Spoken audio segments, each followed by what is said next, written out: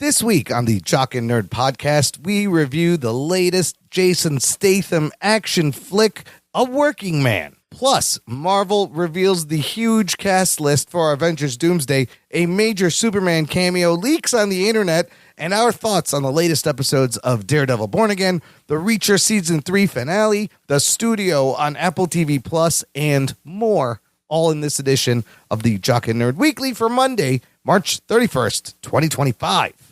Hi, this is Gilbert Gottfried, and you're listening to the Jock and Nerd Podcast. Why? I don't know. Check. Check one. All right. This is for all you fans out there. Let's give it up. Jock it, we nerd it. We funny, disturb it. We jock it, we nerd it. We spoiler alert. Oh, yeah.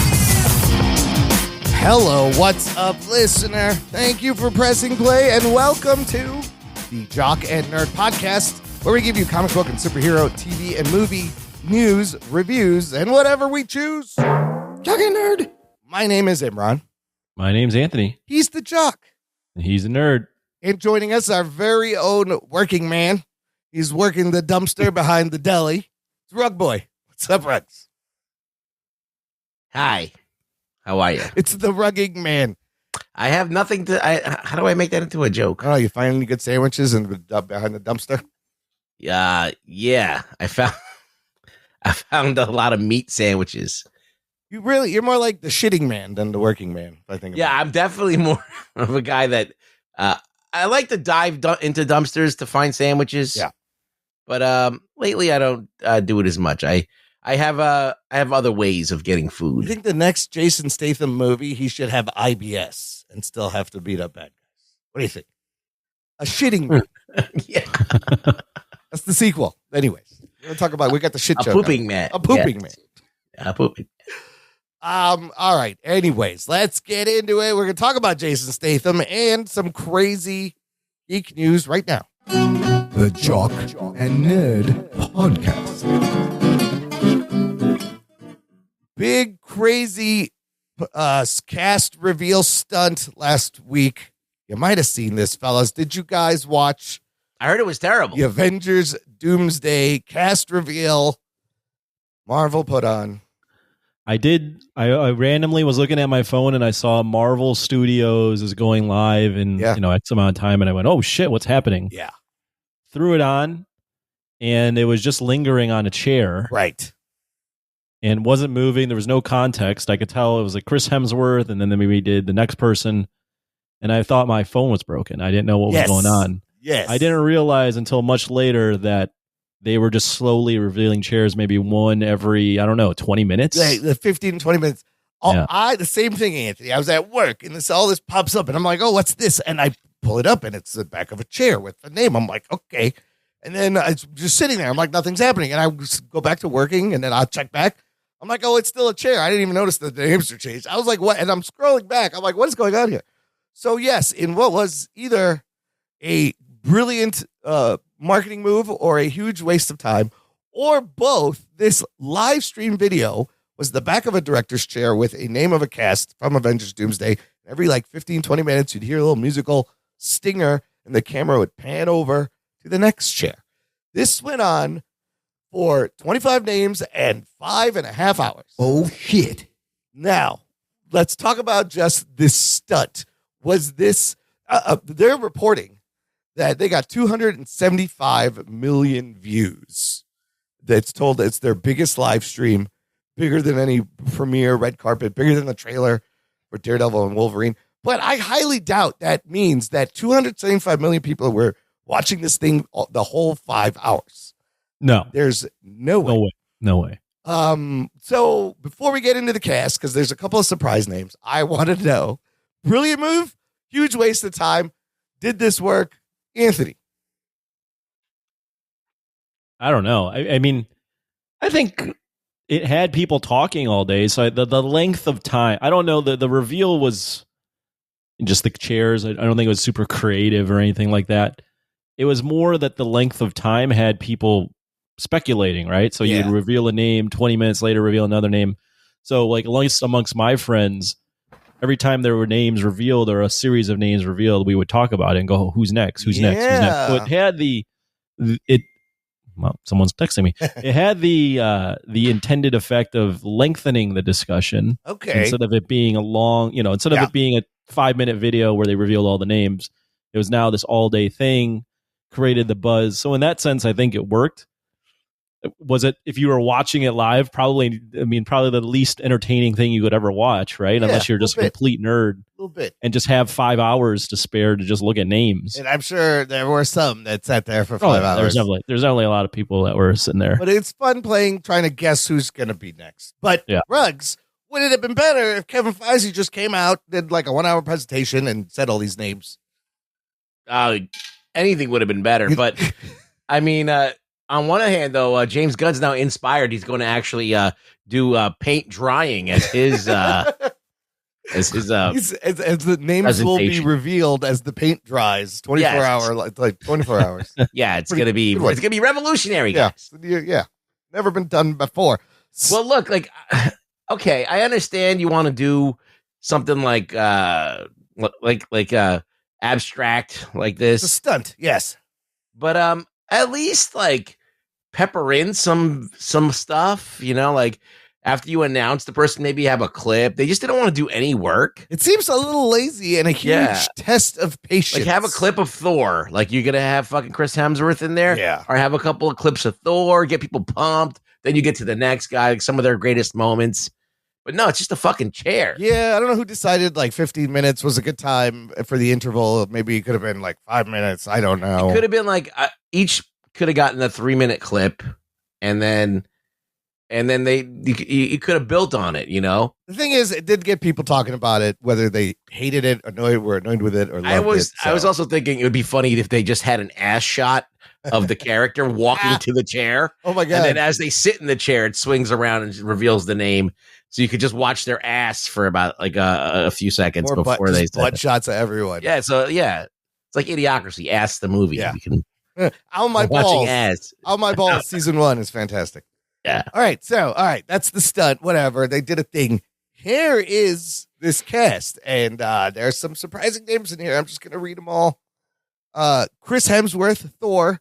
Vanessa Kirby, Invisible Woman. Anthony Mackie, Captain America. Sebastian Stan, Bucky. Letitia Wright as Shuri, Black Panther. Paul Rudd, Ant-Man. Wyatt Russell, U.S. Agent. Tenoch Huerta is Namor. Namor. Eben Moss Bacharach, The Thing. Simu Liu, Shang-Chi. Florence Pugh, Yelena. Kelsey Grammer, Beast. Louis Pullman, Bob, or The Sentry. Danny Ramirez, Falcon. Joe Quinn, Human Torch. David Harbour, Red Guardian. Winston Duke, M'Baku. Hannah John Kamen, Ghost. Tom Hiddleston, Loki. And then here's where it gets crazy. Patrick Stewart, Professor X. Ian McKellen, Magneto. Alan Cumming, Nightcrawler. Rebecca Romaine, Mystique. James Marsden, Cyclops. Channing Tatum, Gambit. Pedro Pascal, Mr. Fantastic. And it all ended with Robert Downey Jr. coming out to take a seat. Oh my God. Why? No one under 30 in this movie. No one under 40 in this movie. Florence Pugh, I think, is in her 30s. Simu Liu is in his 30s. What are you talking about? Nah, he's at 40 years old. What, Simu? He's definitely in it. I think he's in his 30s. Florence has got to be the youngest, I would think, on here. Yeah, well, I got one. So, what do we have here? This is crazy. We got Simu Liu is 35. Okay, there you go. I think, Letitia Wright. Letitia Wright's youngest. Okay. Florence Pugh 20. I mean, but it is Rug Boy is right. This is an old group of people. A lot of them. That was the first thing I thought when I saw what's his name? Patrick Stewart. Sir Patrick Stewart and Sir Ian McKellen are both.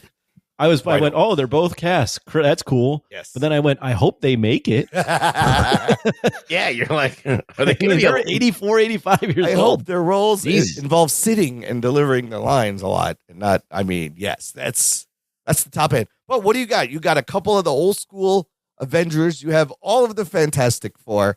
You have all of Thunderbolts minus Taskmaster.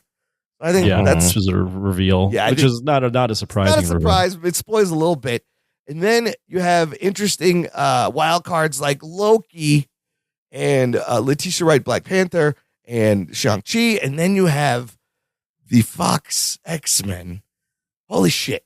This is crazy. What name were you guys most surprised as they were being revealed or as you learned? Most surprised? Yeah. Well, I mean, right when they did Kelsey Grammer, I went, "Oh, I see what's going on here." Yeah. I think probably Rebecca Romaine.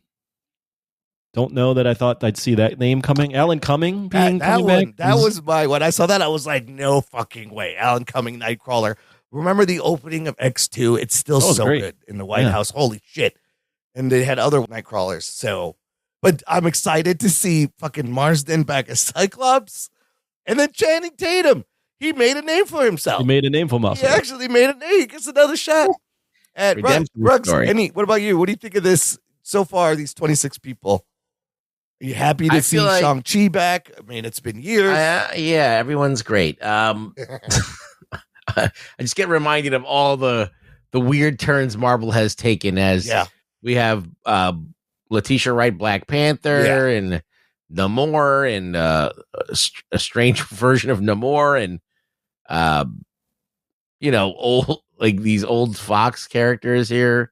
I don't know. It's just it's interesting. I feel like, why isn't Deadpool Wolverine in here? So my other question is, I believe they're not done. They might be announcing, either they're going to announce a few more names or like 30 more names, because there's easily 30 to 40 characters missing from this list. Wasn't there a tweet from Marvel? Because Robert Downey Jr. put out a tweet, and then Marvel said something that hinted at there be more. There's room for more. So I have a feeling there's going to be a few more. Screen Crush predicted that they'll do another reveal, and they'll reveal all the chairs next to Robert Downey Jr. So they'll reveal another 20 or so. I don't see, it's either going to be a lot or it's going to be like 5 more, right? Like big names that are missing. I don't remember Benedict Cumberbatch said he is not in Doomsday.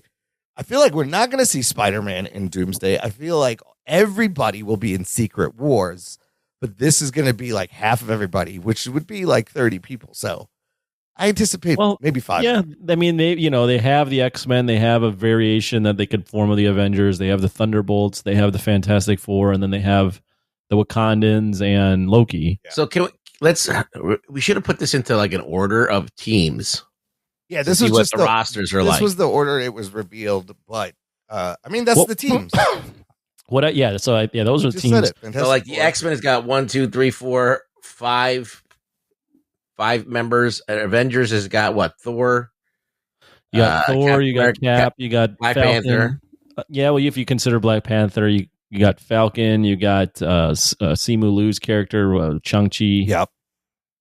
So you can do that. That's like another 6 guys, and then you got the Thunderbolts, another 5 or 6. Yeah, there's like 7 X-Men on here. I think it's interesting that Loki is going to be in this, because what is he doing right now? He's literally holding all of reality. So together. I have a theory on that. Yeah. So in Secret Wars, the Beyonder? No, well, the Beyonders, they kill the Beyonders, I believe, to get the powers. Right. And I read a theory online or saw a video where instead of killing the Beyonders, they've established in the Marvel Cinematic Universe that there are anchor beings. Right. So maybe Doom is hunting all the anchor beings across every universe and killing them to get the powers. And then for Loki, I remember from the comic, the Secret War comic, that Molecule Man was the one that was kind of holding things together. Right. And I think they'll replace Molecule Man with Loki. Yeah, I definitely think Doom is going to get to Loki. Yeah. Yes, I definitely think Doom's trying to take Loki out to break up all these worlds, which will lead into.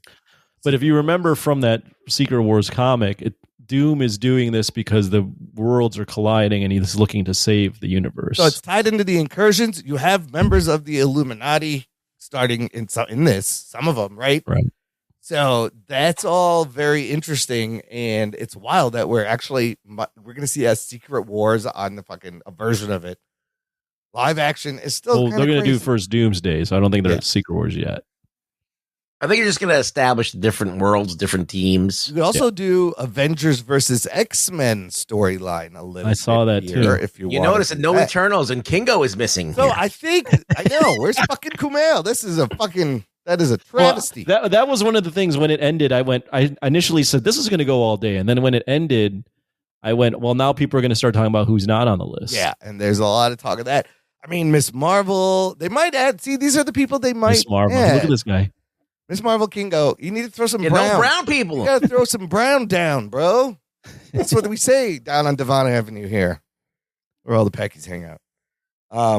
But I think there'll be a few more. Announced. You think they're doing an Avengers? Well, I think with the talent here, they probably will do a little Avengers versus X-Men fight. Yeah, at some point they can face off. So clearly this is I feel like that's its own separate movie.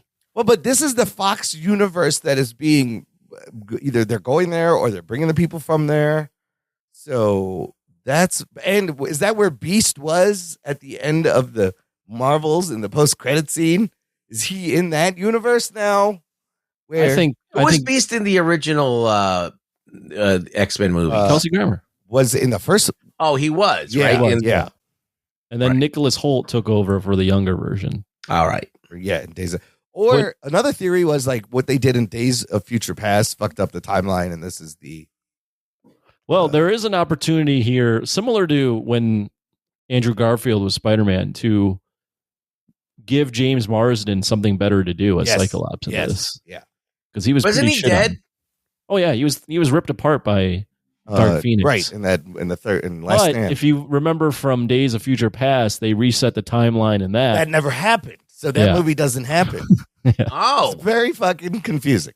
Yeah, it's fucking weird. I mean, you're gonna throw in the New Mutants? Do they still count? Remember, Anya Taylor-Joy? I don't think we're seeing. I would bet a lot that the New Mutants will never show up. What about Olivia Munn as Psylocke coming back? I don't think she's coming back. She looked great as Psylocke. It was a great costume. I do love the people they did pick to return. I think it's gonna be. That's gonna be something. When they were doing this, I was started to predict. Okay, who other obscure people could they pick? Yeah, and I forgot what the guy's name was that played Juggernaut in X-Men: The Last Vinnie Stand. Jones. Vinnie Jones. I was like, if they announce Vinnie Jones, you know who I am? I'm a Juggernaut, bitch. Also, Bob survives. Sentry survives Thunderbolts, and so yeah, back to that. That girl's gonna die, Taskmaster, whatever. But it's interesting that they all survive. One of the rumors that's on the internet is by the end of Secret Wars, we'll get to the point where they do a reset of the entire universe. I've seen that. Yes. So I'll go to Ruggs. Would you like to see that where they reset everything and then they're like, okay, we can do whatever we want again and go back to recasting people? They would recast everybody, all the OGs, probably everybody, and just wipe the slate clean. I feel like they've squandered all the opportunities that they've been given, and they could do a restart, and it would be a welcome thing if they were to do it canonically, but they won't. So I don't know. No, I guess that's what I'm saying. Because yes, if they were to do it right, yes, I would be 100% behind that. A reset, start fresh. Let's cast all these young people, not like old people. Yeah. Let's really get the casting like as good as possible. Let's try and like really recreate what it was like to have Marvel in its heyday, right? Not now, like not this version of Marvel that we have now, which is kind of like been kind of eating itself. Yeah. Yeah. So it's just like rehashing of like they just like Secret Wars. How many times are they going to do Secret Wars? They're doing Secret Wars like they're going to do it again. This is the third incarnation of Secret Wars. It's the first in the MCU though. That's different. Right. But like, so yeah, I'm just saying like that storyline, just Marvel in and of itself is just rehashing itself, recycling itself like over and over again. So I feel like why I said just let's go back. If you're going to instead of recycle it, let's just go and do it the correct way. Well, here's another thought. I did see the cast and I went, oh, this is kind of intriguing. I mean, I'm excited to see the X-Men and Marvel characters interact. There was a small part of me, though, especially in tandem with the Robert Downey Jr. casting, which I was in attendance for. I thought it was a great live. Oh, yeah. That bringing back all the old X-Men makes sense if you're doing a Secret Wars storyline, which they're building to. Also, kind of reeks of desperation. Yeah, both. It's both in that Marvel's going, fuck, we're not really rolling like we used to. Let's just not only bring the band back with Robert Downey Jr., let's bring back the band before the band, the X-Men, and see if we can get butts and seats. Because that's nostalgia. It's nostalgia marketing, basically. Yeah. Remember the end of Deadpool and Wolverine? That whole Fox montage everybody loved. I think that brought a little nostalgia renaissance back, and people wanted to see these characters. But it's wild that we're going to see these characters from these movies from the early 2000s. I mean, there is a way to do it right. Yes. Yes. Tobey Maguire and Andrew Garfield were great in No Way Home. Yeah. But then you go to something like, let's just even use Marvel, Multiverse of Madness. Seeing the Illuminati in there just to get blown to pieces wasn't as good. Yeah. And this multiverse thing's been going on a long time, and people are starting to wear thin of it. It just hasn't been good. Yes, and it also really, it's all going to rest on how they play this Robert Downey Jr. Dr. Oh yeah, that's huge. What is he? Is he a variant? Is Tony Stark involved? Does anybody definitely remember? He's done. There's no way you cast. Now I've thought about it a lot. There's no way you cast him and not have him be a Tony Stark variant. And can we? Will he be a good villain? I mean, he's a good actor. Are we going to want to root for him? There's so many questions I have, but this is a crazy cast list already. It's like 25 fucking people. So we'll see. Listener, let us know what you think. You can join this conversation. Either leave us a comment. We're on Instagram. We're on X. And we have a Facebook group called Jock and Nerd Nation. Jock and Nerd. It is a closed, exclusive group just for the listener, for you. Join it. Geek out. Other rumors I heard actually about Doomsday. These were rumors that Marvel was a little worried about the Russo brothers after Electric State, and that Kevin Feige was going to be a little more hands-on, perhaps. I don't know if any of that's true, but it was interesting. It came up after we brought it up last week, where I was like, should we be a little concerned? And then all these reports are coming out of these rumors, so I don't know what that means. Let's talk about the other big comic book superhero entity, DC Studios. James Gunn's Superman has been doing more test screenings, and you might see some spoilery things. But this cast is already crazy, right? And he promised some more big cameos, and one of them got kind of leaked on social media. So I'm going to put the spoiler alert if you don't want to know. Spoiler alert. It's not like a huge spoiler. It's a casting spoiler, and it is for the role. Do you guys see this at all? Because I want you to guess. See if you can. No. Okay. It is for the role of Jor-El, Kal-El's father, right? That you imagine is going to be in the beginning for a few minutes. I know exactly who it's going to be. Okay, so the game I want to play is, how do you match this pedigree? Let's just talk about the Jor-Els we've had. 1978 Superman, Marlon fucking Brando. Crazy kid. Right. Crazy stunt. Works for them in the 70s. You jump to Man of Steel, you got Russell Crowe. Right. And a lot of him with a very extended Krypton scene in the beginning of that movie. So, Anthony, if you had to follow this pedigree, Marlon Brando, Russell Crowe, who would you pick to play the new Jor-El for this generation? Marlon Brando, Russell Crowe. Who would I pick? Man, I don't know. I'm trying to think here. You're putting me on the spot. Casting. Dave Chappelle. That's it. Is it really? No. Oh, Jesus Christ. Chappelle would be hilarious. Chappelle show. Kale, what are you doing? Chappelle show. I mean, so I'll give you a rumor. There was a rumor of Tom Cruise being cast in this, which Wow. it's not him, but there was rumors, and I was like, that kind of fits. Well, who would be like a big actor that Brad Pitt, George Clooney? You would do something. Yeah, you would do something like that, probably. Matt Damon, maybe. I'm trying to think now of older actors, like Jor-El. It's none of those people. Anthony, I'll give you another clue. That person that has been cast in this has been in Marvel movies. Oh, but you never seen his face. Vin Diesel? Really? No, but you're. Oh my God, that would be amazing. You're on the right It's track. all about family, Jor-El. You're on the right track. Who's been cast if you haven't seen their face? Another voice actor. It's got to be Bradley Cooper then. It's Bradley wow. Cooper, star of The Hangover and Rocket Raccoon. That's not a bad casting. It's interesting. Yeah, I think it's pretty good. I mean, he's a good actor, and it kind of follows in line. All Bradley right. Cooper as Bradley Cooper. Yeah, it's not a huge spoiler, right? All right, I'm down with that, I guess. No. Bradley Cooper.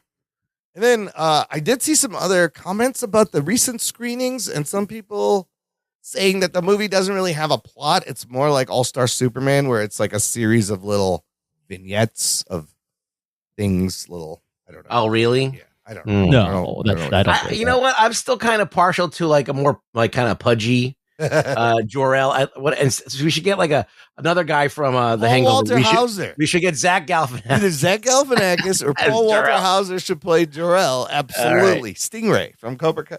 Yeah, Marlon Brando's was very... he filled the role, let's say. Yes, he did. But Bradley Cooper is great. Whatever. It's fine. We'll see. Sure. We may get some stuff coming up this week, fellas, because CinemaCon is happening like right now, which is like the big thing where the studios come to sell to the theaters, and lots of movies are shown. And so we'll probably get some trailers and some things, and we might hear about this. I want to bring this up. I've subscribed to this little entertainment newsletter called The Dailies, and it comes out twice a week. It's pretty good. They put like all the new trailers in there. They'll give you opening weekends, box office numbers, and some fun stories. I'm just going to read this blurb from this latest issue of The Dailies. The headline is, "Studios have found a strange new side hustle in fake trailers." It says Hollywood giants like Warner Brothers and Sony have been quietly pocketing ad revenue from AI-generated fake movie trailers instead of having them taken down. These convincing fakes, which sometimes feature AI-created versions of stars like David Cornsweet and Nicholas Hoult, occasionally outrank official trailers in YouTube searches, and once even fooled Friends TV into airing one as if it was official promotional material. The channels behind these trailers have built mini empires, with India-based Screen Culture churning out 12 videos weekly through a team of editors, amassing 1.4 billion views and millions in revenue. SAG-AFTRA slammed the practice as exploiting actors without permission, while studios seem happy to cash in on unauthorized content using their characters and brands. YouTube just stepped in. Over the weekend, they suspended both Screen Culture and KH Studio from making money, drawing a clear line against misleading synthetic media. Now, you guys must have seen, you've seen these trailers on YouTube, right? It fools many people. Which way? Which trailers? So anything The from ones you get fooled by? no, well, I get fooled by him all the time. sometimes the screen screen culture, one? yes, Yeah. Screen Culture. No, I never get fooled by So those. there's a guy at work that he's been fooled several times, and he'll forward this. He's like, "Oh my god, the trailer came out," and I'm like, "Bro, it's Screen Culture. You can't trust this." But now that they're using AI to make these, I think it's kind of crazy that they've been able to make revenue, and they do fool people into thinking it's the actual trailer. Oh, yeah, I know. I mean, there's tons of people that I see the comments on them. I've seen you link them in here sometimes. Yes, occasionally I got burned a couple of times early on in this show, and I've been bamboozled a couple of times. But should they be able to make money off this? I think it's interesting. The studios are like, that's fine. You're because they are bringing attention to the brand, even though it is unauthorized. Should they be able to make money? Yeah. Well, I mean, you are using other people's characters, so if the studio And wanted likenesses. so if the studio wanted to put their foot down, they'd be more than in their right to do that. Yes, but they think it's helpful to them. So Then they don't have to do that. YouTube had to step in and shut down the revenue, which is crazy because they were probably making a lot of money. Okay. I didn't pay attention to what you said. Yeah. So YouTube shut them down? Yes, they stopped them from getting revenue, but the studios didn't. They demonetized it. Yes. I just think that it's ultimately going to be useless because within the next 5 years, everything's going to be made with AI, and it's just going to be impossible to police. I mean, these trailers may be a hint of that because there was a Superman David Cornsweet trailer that I saw got shared like it was a real thing. But Ruggs, what were you saying about the technology before we started recording? We were talking about there's a Runway AI called Runway. Yes, Runway ML, and they've just released their newest version. And yeah, you could pretty much start cutting trailers that are pretty convincing with the AI. I mean, you could still tell, like, you got a sharp eye, you could see it, but like, it's only a matter of time. It's like only degrees away from being able to fool like people that aren't looking for it. So, yeah, just in a few years, it's going to be a completely different conversation because it's going to be everywhere. Studios are going to be using it. All these advertising companies are going to be using it. Everybody's going to be using it. YouTube people who are paying for the software are going to be using it. So we are not too far off. It's from a completely different era. It's moving rather quickly as this it's scary because if I was in this business, I would be shitting my pants. There's text to video and image to video generators everywhere. I mean, they're in the Adobe products now. It's being added everywhere. So it's crazy. You can just generate any video, and some look better than others, but Runway, I know, is one of the top ones. Did you see the Studio Ghibli thing that was going on? That was a big thing. Yes. Somebody you could turn a picture into Studio Ghibli type animation, and then Studio Ghibli sent that person like a cease and desist to have them stop doing that. But it was doing it pretty damn well. But it was doing it very good. Like, it looked I saw the clips and it looked like from that studio, which is, we've gotten there. And it it doubles. It compounds every day. So imagine you took, let's say, some video. Yeah. And you just frame by frame AI'd it into Studio Ghibli. You'd have an animated movie. Yeah. In that style. Yep. And knowing that people like that style of stuff, you can market to that audience. But yes. And are you going to be able to monetize it and make money off it? I could shoot a fight scene between two people. Yeah. And then have them turn it into Studio Ghibli or whatever anime that's popular at the moment. And I could just market to those people. And then I have that's what's going to be happening in the very near future, is that people are going to be able to convince you that stylize it as a Marvel movie, stylize it as a Invincible cartoon, stylize it as whatever. And you could just shoot it in real life and frame by frame, have it become an animated thing. I mean, what should be happening is studios should be like hiring these people that are nailing it, because they will be your competition. Well, I don't think that any of these people that are coming up with this software want it to be proprietary. Oh, sure.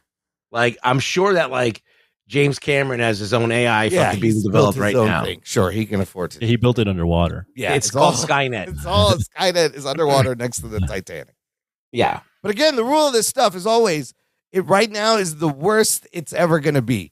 Sure. Meaning it gets better so quickly. And it has. Just, you can look at from a year ago, the results of the text to video generators, and it's a huge difference. It's crazy. It's fun to play with. So much better. But be careful. I don't know what's going to be real anymore. Like Doug said. All right, let's take a break here. We'll play some promos. And we're going to come back, talk about a working man right after this. After these messages, we'll be right back. Who knows what evil lurks in the hearts of men? Turn your dial to find the frequency of the past. Captain Midnight. Where the classic stories of mysteries, sci-fi, thrillers, and suspense are found waiting to be heard once again. Another case for Nick Carter, Master Detective. You'll find a variety of those stories here, in their original form, where each episode takes you to another place or time. The Man of Bronze, Doc Savage. But only when you find the mystery frequency. Available everywhere. The Shadow knows. What's up, Jock and Nerd Nation? This is Logan at Mostly Superheroes, a podcast that was partly inspired by the Jock and Nerd Podcast. We talk about a lot of the same stuff, MCU, DC heavy, with other content that comes out of HBO Max, Amazon Prime, Netflix, and more. We're committing to doing something new every day in 2021, so come join the fun, check out the schedule. Find us at mostlysuperheroes.com and enjoy the rest of the show. Jock and Nerd. Listener, if you enjoy the show, this is a great time to support, give back, join our Patreon fan club. Visit jockandnerd.com/Patreon. Jock and Nerd. And you can give back on a monthly and annual basis. It all goes back into the show. We love all of our recurring supporters. Shout out to, I think Jay Davis just signed back up today. All right. He had been gone for a little bit. Geek boner. Thank you. Great to see you come back. What do you get? Well, you get access to a bonus podcast feed where the shows come out a little bit early, and there's bonus content posted. Lots of bonus content this week. Ruggs, good job. He sent in like 4 reviews. Anthony sent in a review for a movie. You would have heard from all of us our instant reactions on the movie we're about to review, and we'll talk about those movies later. But that's Snow White? Yes, we'll talk about Snow White. Nobody saw Snow White yet. Nobody's clearly going to see Snow White. Talk about that. But you can also join us for our monthly Discord hangouts. Those are a lot of fun. Discord benefits. Discord, not that cord, but Discord right here. These nuts right here. The next one will be April 17th. It's a Thursday evening, 8 p.m. Central Time is when we usually do it. All these fun things over on jockandnerd.com/Patreon. Sign up today. All right, let's get into this week's review. We are taking a look at the latest David Ayer, Jason Statham action movie titled A Working Man. Here's your spoilers. Strap yourselves in, you fucks. Spoiler time. A Working Man is based on a 2014 novel called Levon's Trade by Chuck Dixon. And I believe they were going to call this movie Levon's Trade. And at one point, Working Man, maybe a better title. But this Levon book series, there's 10 books in this series. And what? about Levon doing different jobs. But you also, if you don't know, Chuck Dixon used to write Punisher for Marvel Comics for a long time. That's right. So that's where you see a little bit of this in this character in this movie. On Rotten Tomatoes, currently, this movie's sitting at 49% tomato meter, critics, 89% popcorn meter, audience giving it an 89%. The budget of this movie made for a modest $40 million. So this is your modest budget mid-tier actioner, right? And it opens at number 1 with $15.2 million.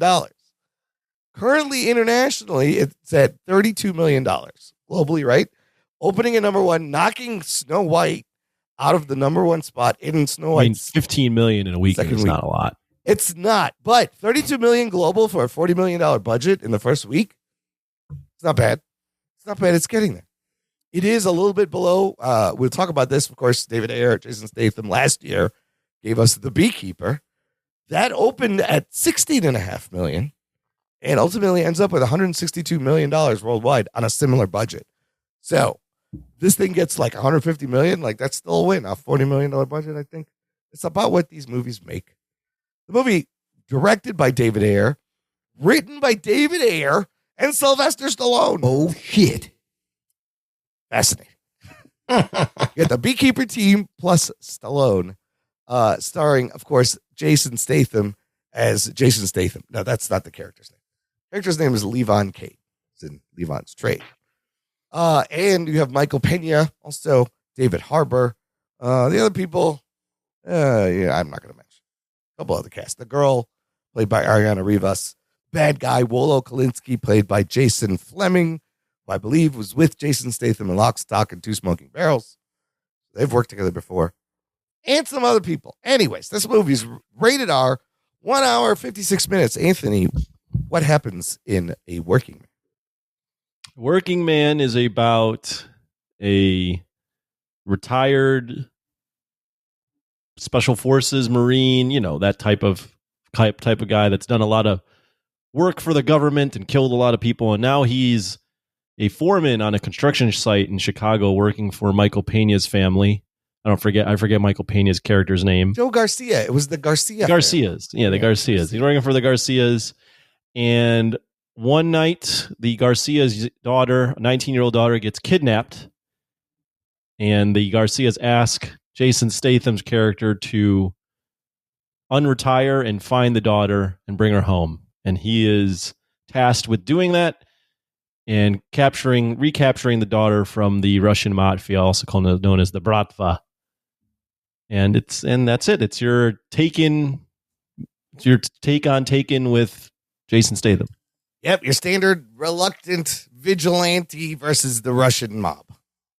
Yeah, the guy that's in retirement but gets put back into something because someone gets kidnapped. It's basically the plot of every Jack Reacher season. It's a lot like a Punisher comic book. It's a lot of like it's one of the. While we're on this, it's one of the cliche action movie tropes, right? It's revenge. There's revenge tropes. There's the you got to go get the person that's been captured trope. Yep. There's the buddy cop trope. Yep. Like this is all classic stuff. Classic stuff we got in the 90s. They feature 80s, 90s, Steven Seagal, Van Damme, Sylvester Stallone.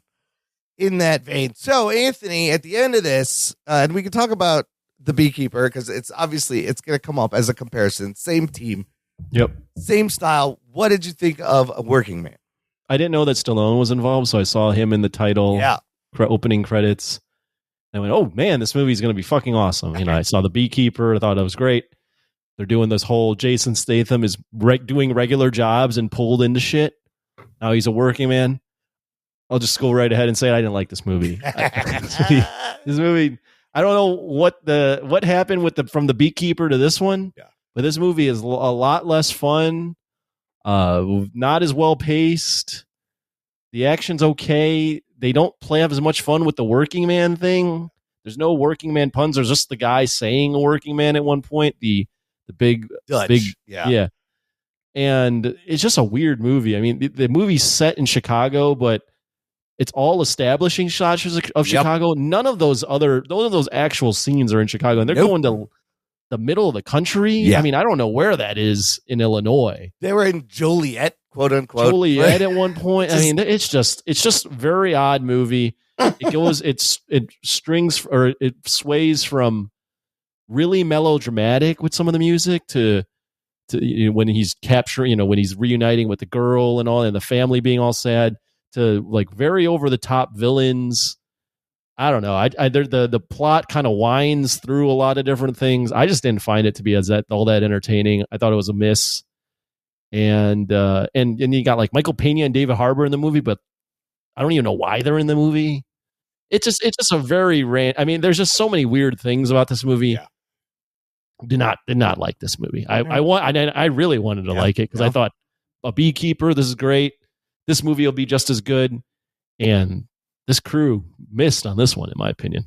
Yeah, interesting. All right, Ruggs, opening thoughts when it was over. What'd you think? The name Stallone used to mean something. It did. But then The Expendables came around, and they had one or two decent movies, The Expendables, and then it started to drop off. And then, Stallone, he's getting up there. Maybe he shouldn't be writing scripts anymore. Maybe he should kind of like just be in good things. Like Tulsa King is great in. Yeah. I don't know. I don't think his hand actually helped this movie. Yeah. Like he's the X factor that's involved here. I don't think that it's a very boilerplate movie. So what happens is when you have a premise that's very boilerplate, you got to like do something with style. Yes. All right. So like John Wick, very boilerplate, but the stylistic aspects of it, what elevates it. They create this second world of of killers and it's a simple all this thing. And then they have like the neon lighting and all of this fun stuff. And so it elevates it. So you could take a boilerplate idea, like I got to save the girl or save the person, whatever, but you never feel like she's in real danger. She doesn't even act like she's scared. Oh, yeah. That's a great point. She probably didn't even need his help. And they just keep her alive and nothing's really happening to her. You don't even know what's going to happen until the very end. And it just seems like it's happening in the weirdest of ways. So, yeah, nothing was quite clicking in this movie. They were trying to do something with these Russians that were making them larger than life with the ridiculous outfits and shit. Oh, they had some colorful It didn't really quite work with the rest of it. Yeah. The action sequences were very claustrophobic, and you couldn't really see things like with John Wick. They shoot things very deliberately so you can enjoy the action. Yeah. Here, like the action happens, but there's no real visceral punch to it. It's kind of like happening, and they get it out of the way real quick. So it reminded me of like the Expendables, that last one that was kind of like where it just didn't work. So that's what I was going to say. My opening thoughts was I went in expecting The Beekeeper, and it reminded me more of Expendables 6. Yeah. It's 6 or 5? Was that 5? Whatever the last one that we actually watched. That was the fourth. The one too many. The one we reviewed just 2 years ago, whatever. It's missing. Like Beekeeper, I don't know what happened. The Beekeeper had some campiness, some fun, didn't take itself too seriously. I think maybe The Job also made it unique. Yeah. But this movie it's tonally all over the place, visually all over the place. You can kind of see where like it's Ayer. You can see where it's Stallone. It's too long. It should have been 90 minutes. You didn't need that whole side plot of him infiltrating and selling drugs just to throw him away. There's no backstory or motive for him, really. It is at the same time, it's exactly what I thought it was going to be. And I paid money to see Jason Statham fuck people up. And I feel like I got my money's worth because he did fuck people up in fun ways. He does use his environment, as weapons. So I appreciated that. But it's at the end of the day, it's very forgettable, like generic, trying to be in that 90s style. But it's not like The Crow. Where it's that bad. The Crow was worse. But this movie's not. It's just not memorable. Yeah, I think that Rug or Imran said it correctly. It's just not memorable. You also mentioned something, Ruggs. I forget what. Now I'm forgetting what you said because I was going to build on it. But the girl not being even scared. I mean, I remember at the end of the movie, she's just like, her reaction is just, yep. Well, that sucked. Yeah. Like there's no sense of dread. The part where she bites the dude's face. Oh yeah. And then it'll show it. He wants to kill her. Yeah. The amount of time between that.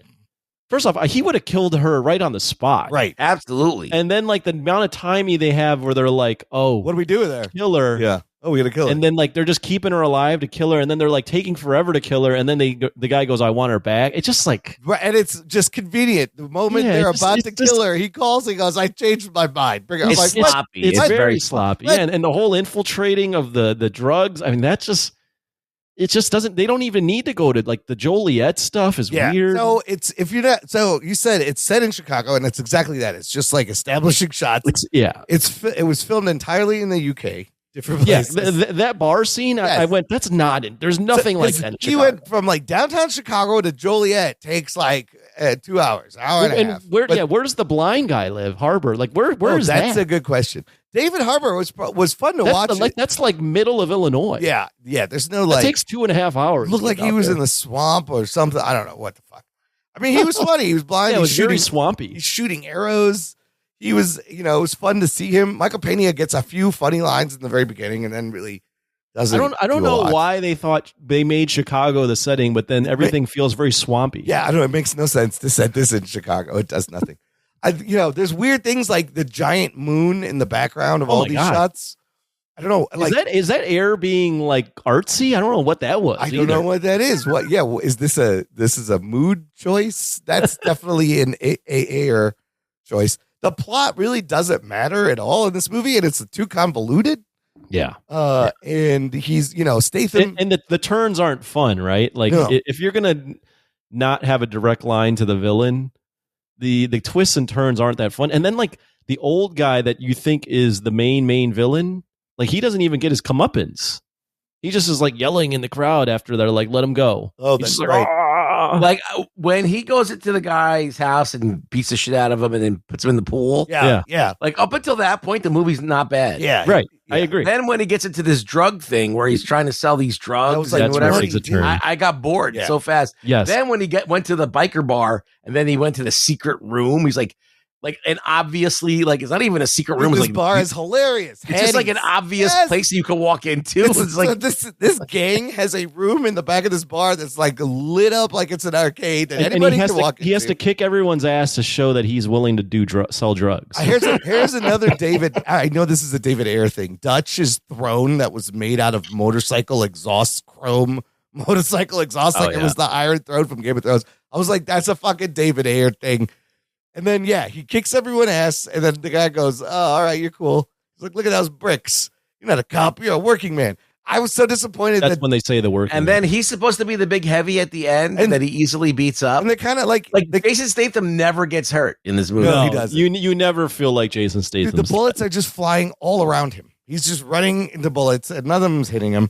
And it's weird. He's not even when that scene where the I don't know where that's supposed to be in Illinois, where they have this old timey like gothic house. Oh yeah. He just jumps into the room and he doesn't even really like do a good job of hiding behind things. He's just in the middle shooting and everyone's just missing him. I mean, it's one of those things where the house on the inside looks like a gigantic inside of a casino. Yeah. And then on the outside it looks like a barn. Yeah. Yeah, it was very confusing. Yeah. I mean, there was some fun things like when he goes to the Russian guys and he's about to drown him in the pool. He's got him in the chair, and that's a good scene. That guy, I thought it was good up until then. And the guy's like, "Who are you?" And he just goes, "Fuck you." And I was waiting for him to go, "I'm a working man." He never says it. Why did he say it? But the guy just goes, "Who are you?" I love he smacks him because he sees him slap that woman from the binoculars. He does that a lot. He goes, "That's for slapping that woman." He goes, "That was my wife." And he even smacks that him stuff. Like the scenes where he's spying on people, like when he's spying on the Joliet bar. Yeah. Like, dude, you're not even that hidden. You're right there. They can see you. They can see you, right? It's like, it's just sloppy. A lot of very sloppy things. But I love like he has a bagel first before he drowns that dude. And then it's just fun. He waterboards the dude, which is pretty terrifying. And he's not really a quippy guy. He gets that one line where he's just like, "Let's." I don't think Statham's the problem. I think it's just a really. I think Stallone's the problem, to be honest. Yeah. So what part? Let me ask you this: if you had to guess, what parts were Stallone and what parts were Ayer? Well, I think he produced this movie. And, wrote it too, right? And co-wrote it. And and I think that one of the things that he had to have a hand in the script. Oh, for wanted to put his name on it. I feel like that's all the David Harbour bits was the Stallone parts, maybe. I don't know. I feel like that it was very, very sloppy. Yeah. It reminded me, that last Rambo was pretty bad, and it was very similar. He has to wrestle the girl. Yeah, I think Stallone should not be writing things and just act. But just the track record of these last Expendable movies not being good, that last Rambo being questionable, and this one being pretty bad. I think he should just not be writing these action movies anymore. I mean, Ayer could be the problem too, but I feel like that Beekeeper was pretty fun. Yeah. I remember having a smile from ear to ear watching that movie. It was ridiculous, and the action was good. And that last fight scene where he fights the guy with the leg. Yeah. Yeah, great. He was getting injured. He was getting rubbed up against glass and shit. Well, they're making a second one, so that one, that was a modest hit for them, they considered. I'm looking at the movies that Stallone has been involved in. Yeah. As like a writer. Yeah. I mean, he hasn't done a good one since The Expendables, the first one maybe, or Rambo in 2008. Like I think those are the last two good movies. He's written on Homefront. I don't know what that is. The Expendables 2, Expendables 3. He wrote on Rambo: Last Blood, which is the one Ruggs is referencing, and then The Working Man. And then also he helped produce Samaritan, which wasn't that great either. He wrote 2 episodes of Tulsa King too. So, but I mean, I guess we're just not getting the guy that wrote like the Rocky movies in the 80s, like the Rambo stuff. You know what? I think he had honestly one good movie in him, and that was the first Rocky. And after, as far as a writer, yes. No way, man. Oh, he wrote Rocky 3, Rocky 4. Oh, yeah, I guess all the Rockies. But he wrote First Blood. Yeah, but Creed. I think he wrote Creed. No, he produced Creed. He wrote Creed. Cobra. He wrote Over the Top. Come on. Cobra. Okay, so Cobra he did because it was going to be another movie. He wrote Cliffhanger. All right, maybe I'm wrong. But it's, but once he got to the 2000s, he wrote the movie he wrote in 2001, Driven. I don't think that was good. Yeah, he just he's lost it. And so that's why you have this like tonally messy thing. But even visually from air, it's surprising how this movie looked kind of ugly and drab in parts. Like the Beekeeper was kind of wasn't colorful, but it was bright. Well, it was just the Beekeeper had a funny title. Yeah. Funny bee puns, funny villains, right? You had the online scammers. Yeah. All that stuff was fun. Yeah. This stuff, as Rugg said, is more boilerplate, but they try to make it fun, but it's not. So in your Patreon reaction, you said it wasn't serious enough. I thought this movie, they just took themselves too seriously. I said the tones were mixed. I thought at times it was almost too melodramatic. You had to pick one. Pick one. Be serious or be fun. Be one or the other. Like all the stuff with the family and her getting reunited, like it's very, very, very, very taken seriously to the point where the music's like. I mean, the moment when he's talking to Pena in the beginning, it's all like emotional. He's like, I'll get it. But I'm not emotional. He's like, I can't do it. And then he just does it. And he talks to a blind guy and does it. He's like, I'm not that guy. And then you have the kid in there. And right. He has a daughter that he needs money that's snarky to get the custody for. And so this is why he needs this payday, I guess. And it's funny that he's like the one British guy in America, I guess, that's there and fighting for blue collar. I mean, even the grandpa is like a dick to him because he causes all this carnage. And then the guys burn his house and the grandpa should be even more mad. And he's mad at him. And then he goes, okay, take her. Yeah. He's like, it's okay. Just go get him. It gets personal. They start attacking his family. I don't know. So did we like any of the fight scenes? The fight in the van was kind of fun with those two dudes. I feel like it was look, the movie is not the most terrible movie. It was watchable, but it's just we just saw a movie he did like a year ago that was way better. So that's the expectation of what he could do and versus what we got is it's disappointing. It is. That's the most surprising thing. It's the same fucking dudes. You add Stallone, and this is what happens. It's kind of alarming. I also thought it was weird in the opening fight scene at the concrete or the what the fuck is it called? The construction site when the daughter sees him. Like he turns around at one point and just pulls a shotgun out of a fucking thing. He has a toolbox there. He brought his own shotgun. Like I thought it was he just has a shotgun. I thought the shotgun was just sitting on the scaffolding. Like, why is there a fucking shotgun there? What is going on? I think he pops the toolbox open. It was in the toolbox. But that fight scene, like the fight scenes were kind of fun. At the end, he's total Punisher. He suits up. He goes in, takes everybody. Yeah, I mean, out. when he kills the big guy, that's a fun kill. Yeah, it feels stabs him. Kind of feels throat. bad about it, right? Doesn't he like say? I forget. He says something. Yeah, I mean, I think they had a little bit of a relationship or respect. But I mean, there's no one you really. The main guy you want to see get his ass kicked is the guy that kidnaps the girl, but he's kind of a klutz. Yeah, no, not Demi. Oh, his father. The guy that kidnapped him, the dude and the girl. But I don't know. It just you don't get the big fight scene like you Ruggs mentioned. You if you're gonna do these movies, you got to have the guy. You got to have Statham feel threatened at some point and have him take off his shirt and fight someone. I don't think covered in guitar. I mean, not guitar. In car oil. Yeah. I don't think he breaks a sweat in this movie at all. Like, you don't see him doing any kind of effort. Nobody is a threat to him. It's just... You could have done, too. I mean, that's the thing. You mentioned him using his environment. He doesn't really use his environment. It's a bucket of nails. Yeah, that's in the beginning. And then he has like that. You remember he throws a bag of concrete at him also in the beginning? And he's got that. Yeah, but I mean, if you want to do they should have stuff with... Yes. If you want to do stuff with tools and shit. Yes. Watch what's his name? Denzel in that first in the Equalizer. That's movie, how you do it. Where you do the Home Alone type shit in Home Depot. I thought he was going to recruit like his other construction workers, and one dude would have like a power drill, one dude would have a sledgehammer, one dude's got a chainsaw, and like these are the working men. Well, I had just watched the Jack Reacher finale like the same day that I watched the movie. It was almost better than this movie.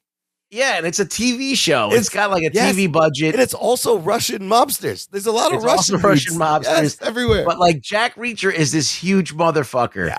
And so they had to get a guy that was 7 feet tall for him to fight and for him to be threatened by. And that fight scene goes on for like 20 minutes. We'll talk about it. What are we watching? But I thought the same thing. I was like, holy shit, this it was like way more gratifying that there was like he had this fucking enemy that he had to beat. And same thing. So they have to kind of create that in the movie, like that sense of, oh, is he going to be able to fucking? I mean, yeah, we know he's going to eventually win, but how is he going to do it? Right. So also, there's no question he's going to beat up. They established that he like slept in his car and he had to find a shitty place to live. But then when he's driving his daughter around, he's in that Dodge. Where'd he get? Whose car is this? Was it you got a rental? Where did this car come from? It's very confusing. See, like, I don't know. I would have done things differently. Number one, I would have stole the money, like from these drug dealers. Yeah, he went and gave it back because he needs the money. Yeah, fuck these guys. He just killed them. They don't need it. But he's buying blue. He lives in the most dilapidated apartment. Yeah, that exists. He's buying Breaking Bad blue meth and then just dumping it. It's like you could have flipped that for a nice fucking 10K right there. Well, yeah, I respect that he's taking the drugs and throwing it away. Taking them out, but the drug money. That whole part, I was like, you don't even need him doing this. Why are we doing this? Just so he can infiltrate and get to whoever, whatever. It's dumb. And then, yeah, back to the girl. Like, she seemed very capable of taking care of herself. She would have been fine. Like, she bit his face. She got out of her restraints. She probably would have escaped anyways. These guys are fucking. Yeah, that was one of those things where I could see what they were doing, right? They wanted to break the trope of this girl being helpless and needing to be saved. But it's almost too leaned into the other side where she's just not scared. Like, there's no part of it where she looks scared. Yeah, that might have been the actor too. Also, to spend all that money for finishing a semester of college, it's a little ridiculous. What is this? Oh yeah, what? Yeah, party bus. This what are you talking about? What do you need a fucking $1,600? Yeah, that's just not real. No, that's where Michael Pena had the good lines when he's talking to her. But you got human trafficking, which is this terrible thing. So, yes, and then Beekeeper had the scammers, more fun villains, but human trafficking is like really evil people. But yeah, it seems like the scammers were worse than them. It does. I didn't really feel the threat of any of these. Like they give her hamburgers. Bad guys. I don't even know. She's alive for a really long time. It's like weeks before. It's like a week before anybody even touches her. Pretty competent. If you want to see this movie done right, just watch Taken. Yeah. It's Taken at least. They drug up the girl. Yeah, the girl. I mean, one of the girls died. You can see one of the girls gets drug overdosed and stuff. More stakes. Yeah. I think we can just wrap this up because we got a lot to talk about. Very disappointing. Other things. It was final thoughts, Anthony. Give me a number. Oh, 4 out of 10. Oh shit. I would 4 out of 10. I would say 4.5 maybe. I was just very disappointed with the movie. I don't think it's quite horrible, but I don't think it's good. Yeah. I don't think it's the worst movie in the world, but at least amongst action movie fans, which I think we all are, got very disappointing, especially with the Beekeeper. And inevitably going to be compared to the Beekeeper. Very disappointing. Stallone probably shouldn't just write any movies anymore. I think he's just so old at this point. And this movie made me question if David Ayer is even a good director. So David Ayer wrote Training Day. I mean, he might have got an Oscar now. Like, it's kind of crazy. And then I don't know what happened after. I think Suicide Squad really fucked him up. But then he did the Beekeeper. And like you said, I thought they had this formula down. This is it. This is the formula. You nailed it. You just got to keep pumping these out. Right. And this thing gets too long and too bloated. Okay, Ruggs, what are your final thoughts, numbers? Well, I'm going to give him it a 5. It's a movie. I can't recommend it, but it's a movie. You get what you pay for. Yeah. You're going to watch Jason Statham get a girl back by kicking lots of ass. It does happen. Yeah. It doesn't happen in the greatest of ways, but it happens. You're not like shocked by what happens. You're not like, I can't believe I paid for this and I got something else that I didn't want. Yes. You get what you pay for. Yes. So it's a movie. 5. Yeah, I'm with you guys. It's exactly what you would suspect. I will also give it a 5, and it is just shocking that the same team took a step back. It's a step down from Beekeeper. But I guarantee, like, if it ends up making like Beekeeper numbers, maybe it will. Even I guarantee they're going to want to franchise this and make more. Well, Jason Statham's got so many better movies than this. And he really is playing. He plays the same guy in every movie. He's just. It should just be called Jason Statham, the movie, and then like a number or something. This was the type of movie without Beekeeper. This was the type of movie that I'd imagine Ruggs would be watching direct to video with what's his face playing as the main guy. Who are you? Oh, a Grillo streaming movie. Listen, if this was a Frank Grillo movie, I'd bump it up to like an 8, just because he's in it. But like, I don't know. It's for what I know, Jason Statham's in pretty good movies, and he's been in a lot better movies than this. Yeah, like The Transporter is an all timer, right? So yeah, he's been a transporter, a mechanic, a beekeeper. So if they do franchise it, what you could do? He could be. Oh no, this isn't the same franchise. What do you mean? A working man. How many other jobs? No, it's not going to be franchise stuff. All right, so then you move on to other jobs. He could be like, I'm the dog walker. No, you go back and you do the beekeeper. They're doing another beekeeper. I think he's got Crank, Transporter, and the beekeeper. That's all he needs. Crank is good. Yes, those are all his own things. He could keep doing whatever. Yeah, don't make the working man the franchise. I'm the florist. I mean, there's so many jobs you could do. The florist would be good. The florist. That would be good. I'm the mailman. Who are you? I'm the milkman. I'm the milkman. Who are you? I'm the meter maid. Let's just keep going. Just another badass dude with a violent background that doesn't want to do it, but does. Remember when they tried to do Spencer for Hire with Marky Mark? Oh, yeah. That was not good. I was like, they could do Spencer for Hire with Jason Statham. I mean, even the Equalizer, like you said, does it better. So, surprising, a little disappointment. This is one I would wait till it comes out on streaming. No, I wouldn't even recommend watching this. I mean, if it's on streaming, you put it on, you're gonna forget about it. It's very forgettable. All right, look, let's move on to what are we watching, because there's a lot to discuss of things that are actually good that we watched. Who wants to go first? Anthony, let's start with you. Well, if you haven't noticed by now, Anthony Polanski has made a return. Oh, shit. Yes. I am watching. Watching. Oh, there. Sorry to interrupt you, Jonathan. I'm watching all the movies that were nominated for Best Picture after the Oscars have happened. So fuck me, right? Nice. The movie I watched the other day, Conclave. Oh, spoilers. Spoiler alert. Okay. Was nominated for Best Picture. Ralph Fiennes, Stanley Tucci, John Lithgow, a bunch of other people. It's about the Pope. Pope dies, and the cardinals all get together in the Catholic Church and elect a new pope, and it's all about the political intrigue and drama around that. I mean, on the surface, pretty boring, right, in terms of subject matter. In execution, somewhat riveting, very quiet movie. Would I recommend it to you guys? No. But, it's all right. It's a good movie. Yo, remember what I said? It's solid Pope drama. That should be a genre. I mean, I watched it too. Oh, you saw it? You guys watched it? Oh, yeah, okay. I would recommend this movie. I thought it was fucking. Oh, I see. Okay, I didn't know that you guys had already seen it. It's good. The cinematography, the pops of their red costumes against the concrete walls, the shot in the theater with the powder blue seats and that little spotlight. Yeah, no, it's very well shot. Oh my God, it's fucking beautiful. I watched this. I was like, oh, that's how they do it. I had no idea. It was this fucking tricky to pick a pope. I thought it was fascinating, the whole rank voting, the process of picking a pope. And then I loved how each little candidate had an issue. And then they don't really talk, but people talk to each other and the vote shifts. And the end, it was wild.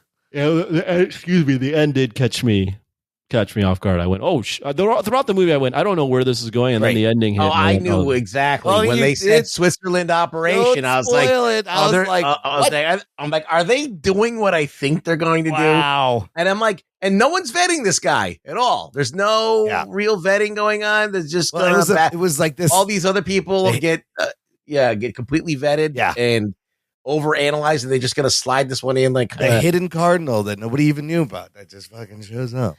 Yeah, I mean, they deal with race, with the African American dude, and then John Lithgow. It was great. Stanley Tucci was great. It's a good movie. Thought it was fascinating. Yeah. Well, it was okay. I thought it was executed really well. I thought it was kind of interesting to watch. I did find it to be a little not boring, but I felt like it moved a little slow. Yeah, and it was well acted and it was good. It was all right. It was all right. I can't say it was the best movie I saw all year. So let's actually move on. Real quick, sorry. Yeah. Amongst the Oscar movies this year, that was considered the consensus. If Anora didn't win, that Conclave would probably be the next one. I thought Brutalist was the next one that was gonna. I think Conclave was the next one. Conclave and Brutalist, but I watched a lot of stuff. Conclave was the one that like people thought could upset it. I mean, it's an Oscar movie. You can see.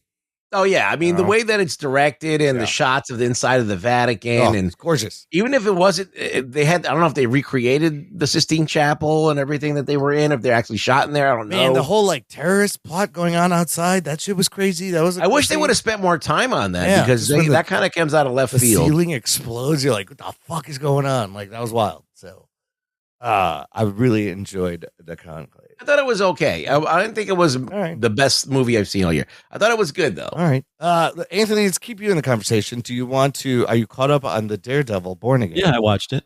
All right, episodes 4 through 6. We didn't really discuss any thoughts. What do you think? Are you still digging the show? What'd you like? Spoilers. I like the show. I don't. I think it's. There's something missing. I don't think it's not as good for me as the Netflix stuff. Yeah. I don't think the action is as good either. It feels kind of rubbery at times or sped up. I felt like episode 5 was tonally way different from everything else. I feel like that episode was shot when they originally made it and they just shoehorned it in because it totally disconnects from everything. You are correct about one thing. Episode 5 was one of the ones that had not been overhauled at all. Right. It was right. But and it makes sense. It was a standalone episode. I rather enjoyed that one. It was good. I mean, the show is good. Don't get me wrong. I just think it's not all the way there. I read online, or I saw an opinion that I think makes sense. Fisk and Matt storylines are good. Yeah. But what the other Daredevil series did well is they had these side characters that you would follow too. Yeah. That all folded in together. So, like, for example, the first season you had Heretic and you followed Foggy and you followed Karen. Yeah. And even the third season you follow this other detective. And this one, you're only following these two guys. Yeah.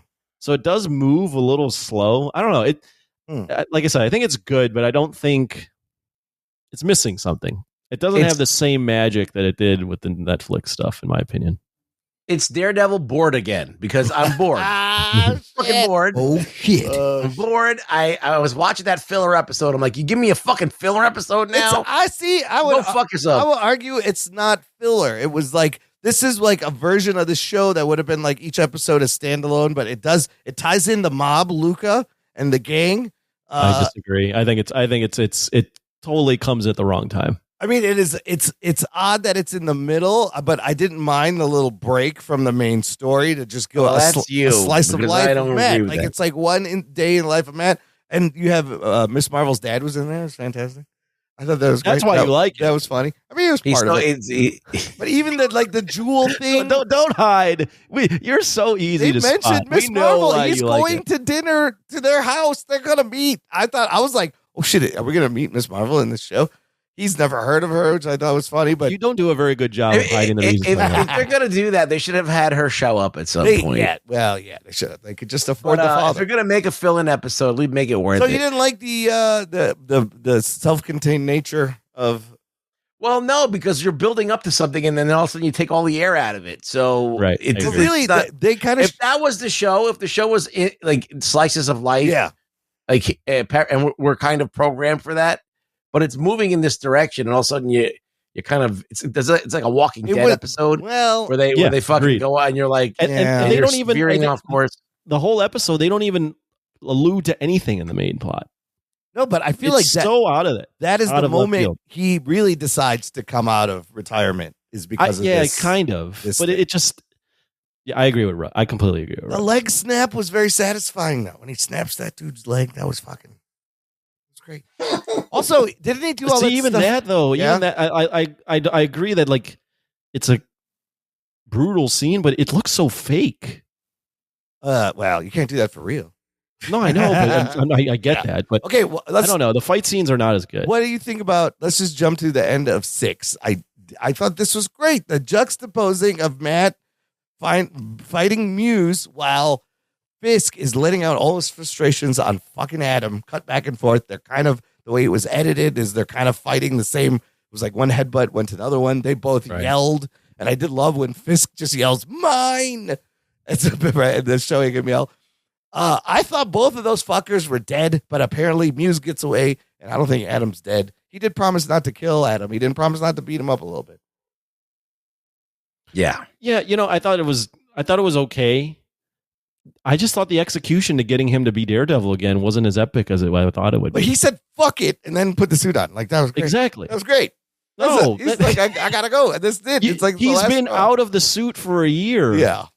And then all of a sudden he just goes, fuck it, and puts it on. Okay, I will say it was very quick from that point. He gets the phone call. He goes, fuck it. The girl's like, I'm going to find. The girl gets caught. He finds Muse very quickly, and he's just there. How does he find it? So in that same episode, he found out about Muse. The girl gets kidnapped. He finds Muse. He beats up Muse. You didn't answer our question at all. I don't know. How did he find it? I think because the girl said, you got to look in the tunnels. I'm going to go look in the tunnels. But she didn't say what fucking tunnel or where she was.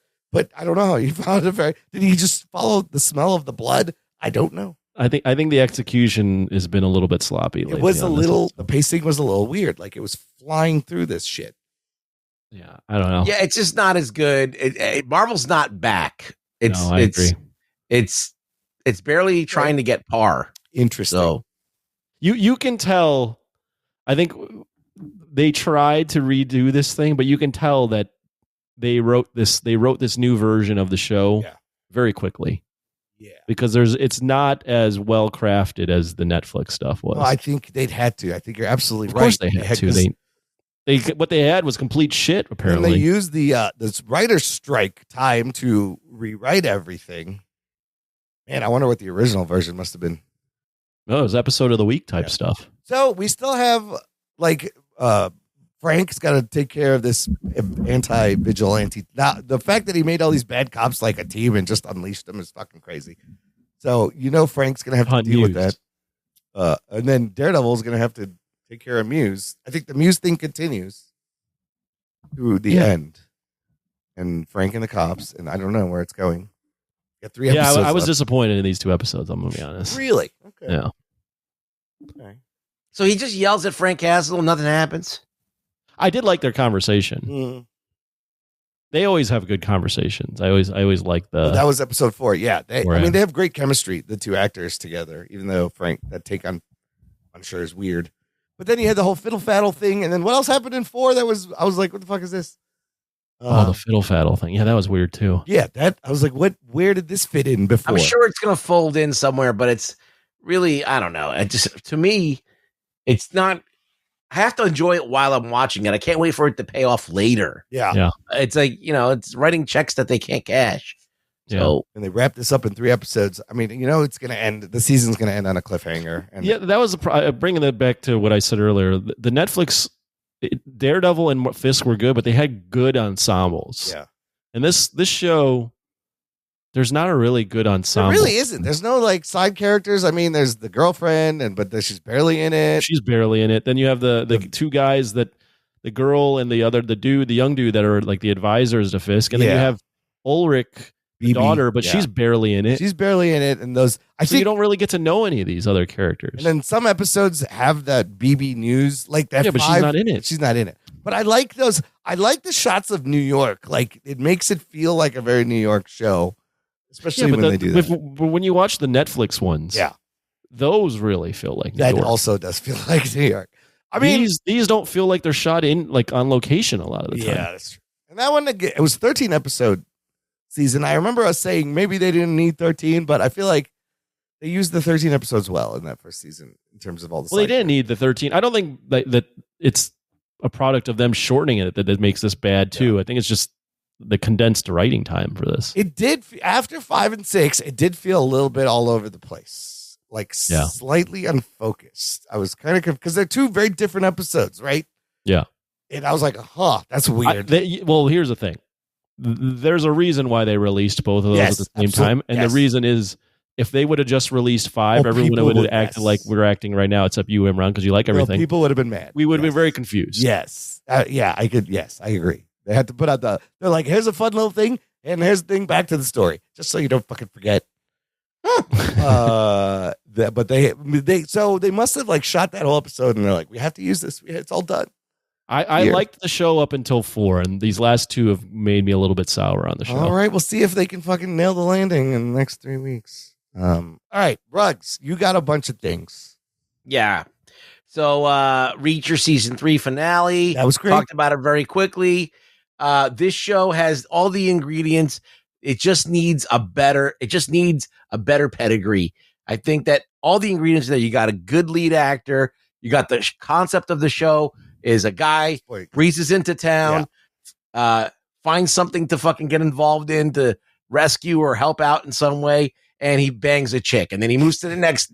Because he rinse and repeat. He goes to another place and does the same thing. New cast, new situation. He's got his little cronies that come help out every once in a while, but you can make a different season about a different thing every time. You could have different flavors. You could have a military flavor. You could have more of a cop flavor. Yeah. You could have more of a Rambo flavor. Vigilante. You could do all kinds of things with Reacher. Yeah.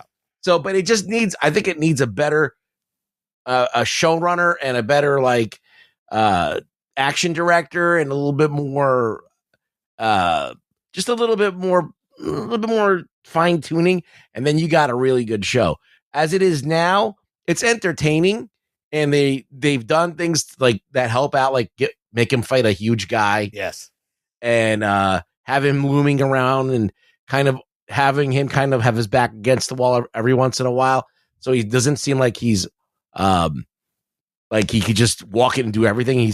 He has to kind of outthink his opponents a lot of the time. So I feel like it's been entertaining. They're not like I can't say that they're A+. But they're definitely solid B+. Yeah, it's fun as fuck, this show. Yeah. What did you think of the finale? I remember the end of season 2 had that crazy scene where he's hanging out of the helicopter holding a gurney with an adult human strapped with one hand, and then he gets stabbed in that hand, and he doesn't let go, and he pulls her up. They didn't have a big stunt like that, but the fight with Paulie that kept going. It went on for a while. Remember, they started in the barn. It started outside. Yeah, it starts in the barn, and he fucking... No, it starts outside in the truck. Oh, right. Then it goes into the barn, and then they fall into the water. Well, in the barn, Paulie has him. He's got him strung up, hanging from a noose, and you're like, how the fuck is he going to get out of this? And he pulls his giant fucking 250-pound body upside down, somehow gets out of it. Yes, then they battle and fall into the water, and then you think he's fucking drowned. And then he's on the road behind him. He's still coming after him.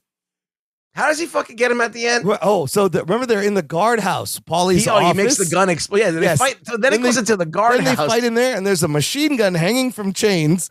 And Paulie has this machine gun's been hanging there, looming in the presence since the beginning of the show. You're like, when's this fucking machine gun going to come in? Paulie has him dead to rights, and he goes, "I'm bigger than you. I'm stronger than you." And he pulls the trigger.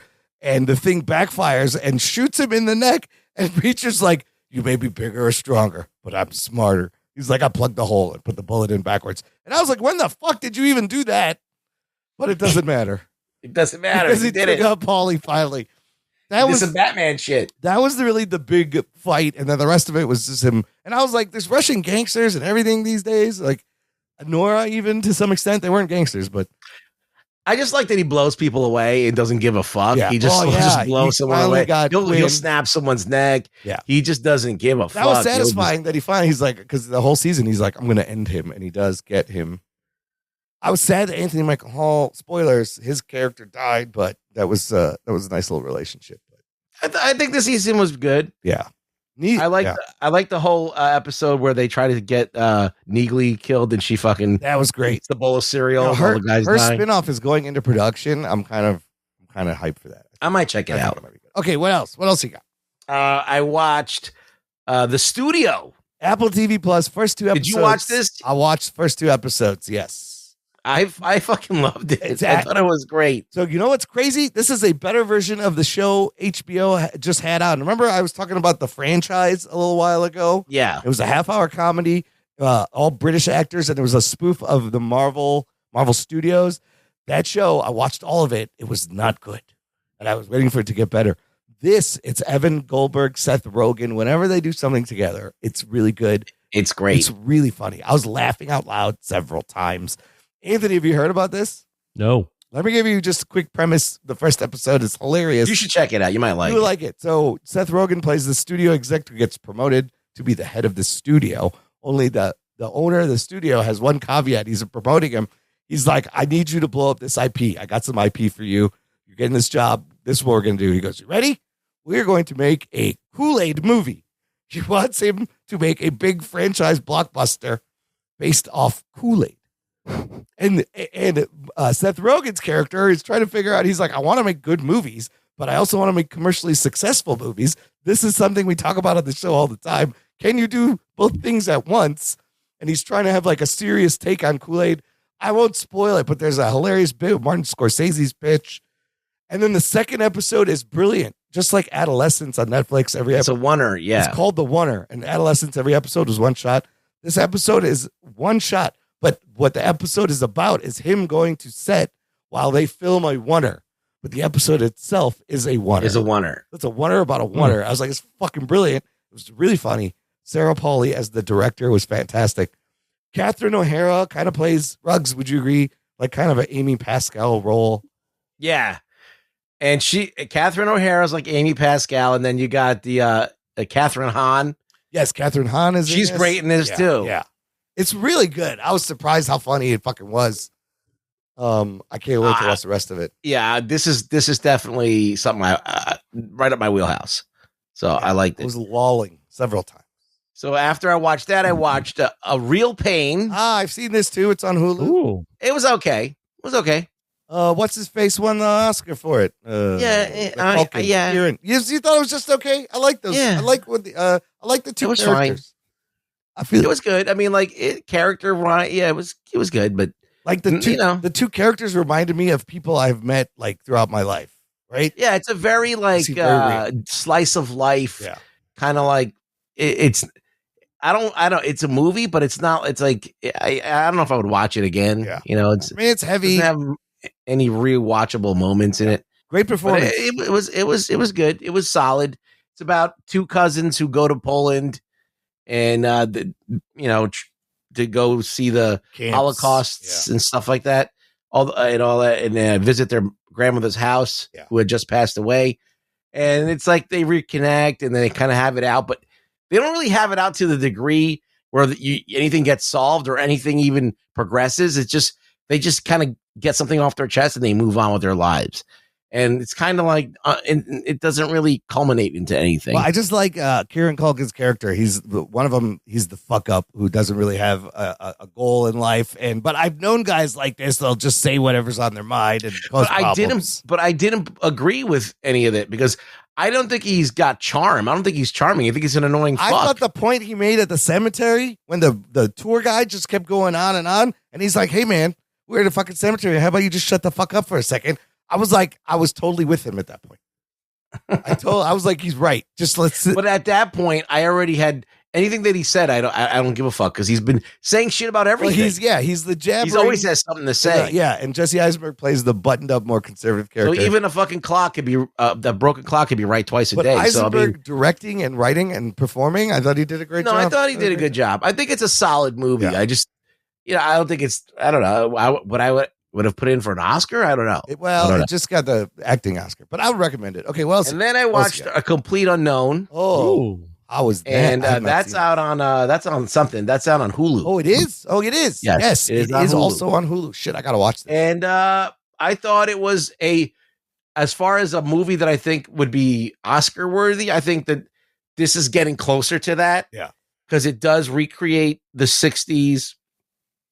It does kind of. It reminds me a lot of Walk the Line. I don't know why I can't say that. Johnny Cash, Joaquin. It reminds me. I think it's made by the same guy. Yeah, I mean it's a musical biopic. So it's a lot like Walk the Line. It kind of goes through a few years of his life.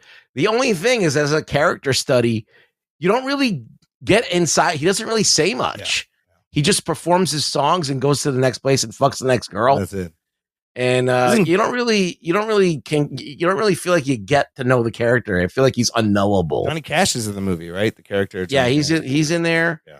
And Johnny Cash, Pete Seeger. The title is A Complete Unknown, so You don't know him at the end of this movie either. Didn't really learn anything. But I think that overall, if you want to watch a movie and get to know what Bob Dylan is about, it's got all of his major songs. It's got his thing with Joan Baez. The girl who plays Joan Baez is kind of hot. So that's not bad. Jimmy learned how to play guitar and sing for this. Should he have won the best actor over? I feel like he did a great representation of Dylan. So I think that I don't think what they gave him to do was that hard. Yeah. Other than singing the music and playing the guitar, because like Dylan doesn't really say much. He just kind of like grunts, like. You gotta learn fucking all the chords and the finger picking and shit. Like, it's a lot of work, but he did. Yeah, I want to see it. I like the. I think you should watch it. I think it's what you expect from a biopic. Yeah. Like Walk the Line. It's very similar. I'll probably watch it at some point. Yeah, it's on Hulu. And then last thing, Ruggs, back to religion. What'd you watch? Heretic. Yes, on Max. I like to say heretic. I don't know not why. how you say it. It's Heretic. I know it's Heretic. He said that in his review. I was like, what did you say? I know when I said it. I was like, should I re-record that? Because I know it's going to piss people off. I'm like, fuck it. Just leave it. I'm going to re-record that. So Heretic. It is I actually like this movie. The first hour of this movie is really great. I don't know like the way it culminates at the end, but I think it's very cool. I mean, we've all had these discussions about religion and, the validity of it and whether they're just stories or, where they copy off of each other or they influence each other. And they're all basically going back to one tale that's whatever. And what's the one true religion, if there is one? And I don't like what it ends up being revealed as the true religion is pretty basic. The end is it's a little muddy. It's kind of crazy. I mean, they need a shock ending, to this. But I love the Monopoly analogy he did. I think everything until they go into the basement. Yeah. Into that weird room basement where they're locked in there. Everything else up until there, it was like, oh, this movie's really getting me. Because the minute I was like, you girls just leave, they thought the same thing and they approached the door and there's no doorknob. Listen, if you enter a house and the door behind you just locks and there's no doorknob, you're fucked. Just figure out. And then they pan to like the really thin windows. Like there was no way out for them and they just walked into the wrong house, even though he scheduled an appointment and brought him there. Yeah, it's like the most contrived house that was built for what reason? Yeah. I don't know. This is a weird house. There's no things in this movie just are there just so they can have this guy espouse all these atheist. Hugh Grant was great things. though. Like he asked some crazy questions and I did not know where this movie was going. I was like, what the fuck? So it's not like he doesn't really torture them. He just kind of fucks with their head. There was a movie called Zeitgeist that came out a while back that was like it was like a documentary about religion. Yeah. And this is all it is. Like someone had watched Zeitgeist and put it into a movie. They're like, what if that's from 2007 Zeitgeist the movie? Yeah. So it's Zeitgeist is basically is an atheist type propaganda movie that it discredits everything that religion has put forth. Is it not true that the story of Jesus, all the details, the virgin birth, the resurrection, it has not been told multiple times before? Jesus? No, there are bits here, bits there. They're not all the same carbon copy. Yeah, there's definitely cut and paste from different things. Well, it seems like. Yeah, but the way that they say it, it's like it's an exact carbon copy, right. or like a cover. Yeah, they simplified it a little bit. But I thought the conversations on religion were fucking fascinating. Like I loved all that. And then like the idea of virgin births is not a new thing. Right. The idea of walking on water, right? And the miracles, the resurrection, and all that other stuff, resurrection and all that other stuff. But the whole idea of monotheism, it has a history, right? But the Egyptians were polytheistic, so they have like 11, 12, 13 gods. Like one of them is going to have something in common with Jesus. It's just the law of averages, right? That's true. So I mean, you got to take that into account. You can't just say, oh, there was one that had a similar thing. So anyway, But it's fun anyway to watch because it is like there's a lot of tension. Will they get out? How are they going to get out? So yeah, there's the that two girls too. are great. Sophie Thatcher. The acting is great. Yeah. So Anthony, what any of these pique your interest? Would you check out? I think you would like some of these things. What? I think you'd like Heretic. You should watch. I don't even know what Heretic is. Heretic. Yeah, I mean, you know, I'm on my Roman Polanski. Oh, so then you got to watch A Complete Unknown. Yeah. And A Real Pain. You should watch A Real Pain. I don't know if I'm gonna watch A Real Pain. I don't think you need to watch. No, not that one. It wasn't even nominated for Best Picture. So. No, it wasn't. No. But then, so listen, if you're doing this, you have like to. Conclave was a movie though. Like they had to like, I still don't know if they filmed it in the Vatican or if they recreated the Vatican. But the fact that they did it in such a theatrical way and brought you into the Vatican and you get to see like how it works, that's enough of a reason to be nominated for an Oscar. The process I guess was cool. Yeah. In the filmmaking of that, whether I like the way the film turned out or not. I just want to say, Anthony, if you're doing this, you have to go all the way. You can't half-ass it. And that means not only do you have to watch Wicked. I know, Amelia Perez. You have to watch Amelia Perez. I will. You can't skip it. It's a wild fucking movie. I don't know if it's good or bad, but it's definitely like something you'll be like, what the fuck is this movie? And then you will have, and then The Brutalist, I kind of want to see, but I don't think that's on streaming and it's really long. But I'll probably watch more. I might have to try to keep up with you then as you watch. You're gonna. What do you mean you're gonna try? You will. You watch 17 things in a week. I'm gonna watch Wicked. I'm still watching Yellow Jackets, and The Pit is great. There's lots of fun things still out there, and more coming out. Anyways, that's it for this week. Next week again, CinemaCon this week, so we should have some fun announcements and trailers to discuss. Ruggs, where can the people find you online?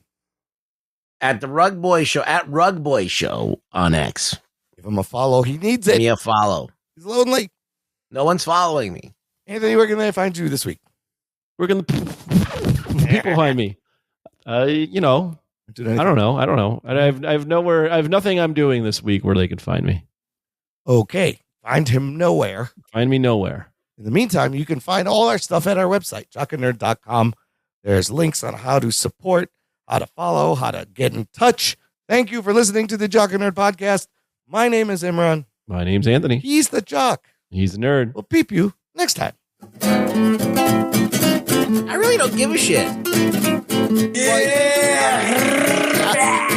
Thing I offered you a chance to be a cop, and you blew it. My balls was hot.